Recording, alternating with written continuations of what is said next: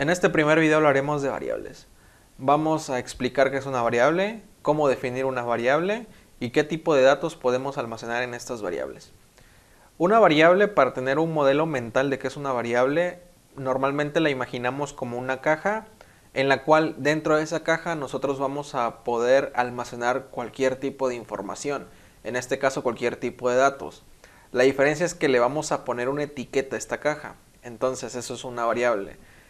Para dar un ejemplo más claro, podríamos decir que una variable se podría llamar edad, podríamos tener otra variable que sea estatura, por ejemplo nombre, o por ejemplo si quisiéramos crear una pequeña red social o algún sitio web, tendríamos que tener alguna variable que sea algo como usuarios y alguna otra variable como contraseña. Entonces, estos son distintos tipos de nombres que pueden recibir nuestras variables. Realmente el nombre que nosotros le demos a nuestras variables no importa siempre y cuando tengan un nombre descriptivo. Por lo regular, lo que hacemos es definir todo en minúsculas. No podemos dar espacios, tampoco podemos utilizar caracteres raros o incluso la letra ñ, tampoco la utilizamos cuando definimos unas variables. Únicamente utilizamos palabras. Y si quisiéramos tener alguna palabra, por ejemplo, conjunta, digamos nombre, por ejemplo, nombre de alumno o del alumno, no podemos poner espacios. Normalmente lo que hacemos en Python para definir una variable que le quisiéramos dar un nombre así, utilizamos guiones bajos. Entonces estas son como que las pequeñas reglas o para los nombres que le podemos dar a nuestras variables. Y ya que tenemos el nombre de nuestra variable, aquí voy a definir una variable que se llama edad. Lo único que tengo que hacer para empezar a darle valores o empezar a almacenar información dentro de estas variables es utilizar el símbolo de igual y le voy a dar el tipo de dato que yo quiera. En este caso digamos que edad sería 20, por poner un ejemplo. Yo podría tener otra edad que sea nombre y aquí el tipo de dato podríamos decir que sea Carlos. Y por último, digamos que también podríamos tener otro tipo de dato, el cual voy a explicar en un momento, para la estatura. Y le podríamos dar un valor de 20.9, por poner un ejemplo. Entonces, ¿qué estamos haciendo aquí? Del lado izquierdo tenemos el nombre de nuestras variables y del lado derecho tenemos los datos que vamos a almacenar en estas variables. Entonces, nosotros decimos que esta variable edad, podemos aquí decir que le hemos asignado el número 20.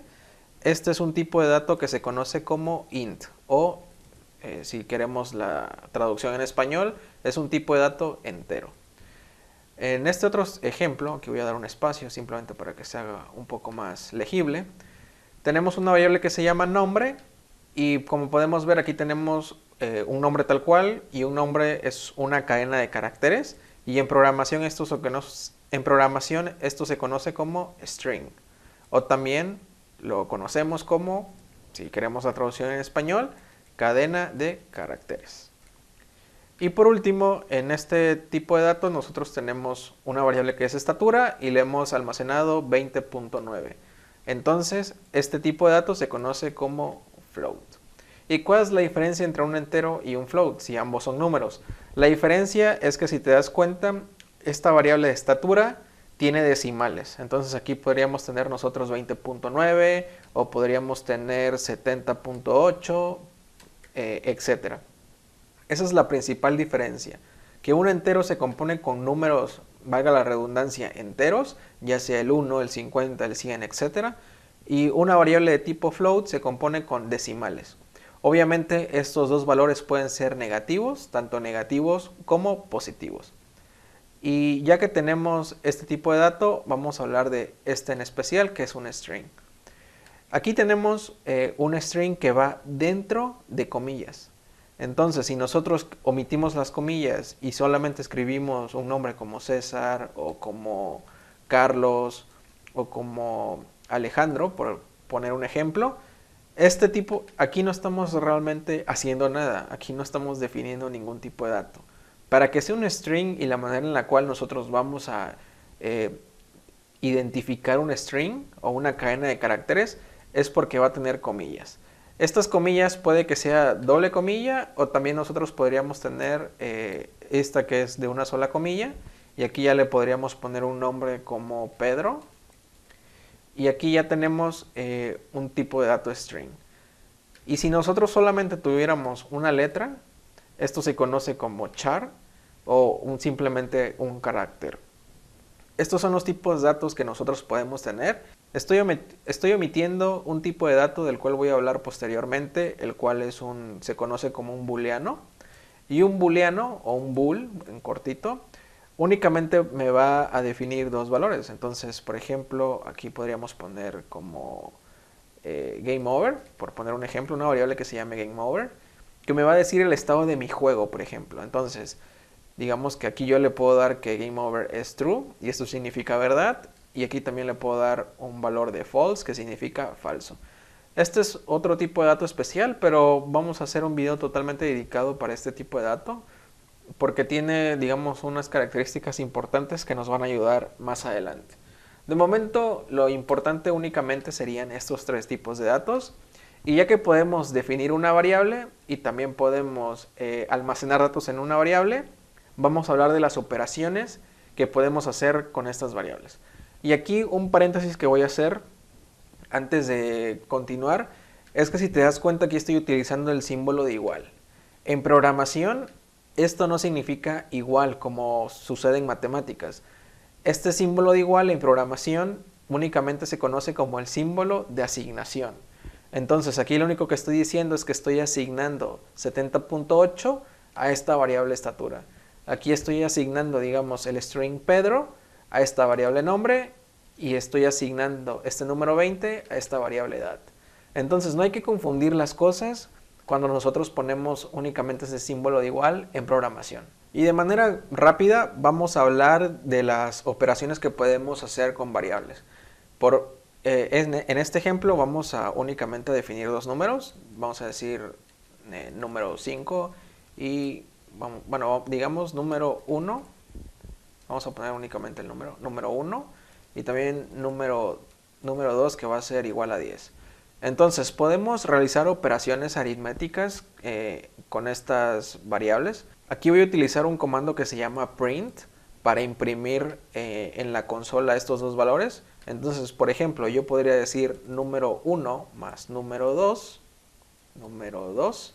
y el resultado, si yo corro mi programa, me da 15. También yo puedo hacer una resta. Bueno, voy a copiar esto para tener más espacio.